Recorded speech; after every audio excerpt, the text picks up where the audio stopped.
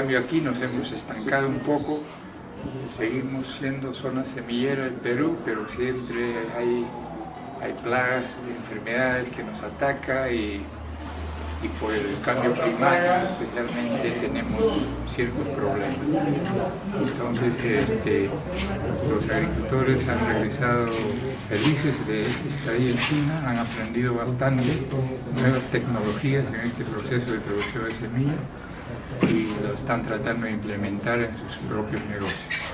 Sí, yo veo que se van a abrir muchas puertas de cooperación y la cooperación agrícola, ¿no? En técnicas de producción agrícola, procesamiento sobre todo, yo creo que va a ser importante para nuestro país y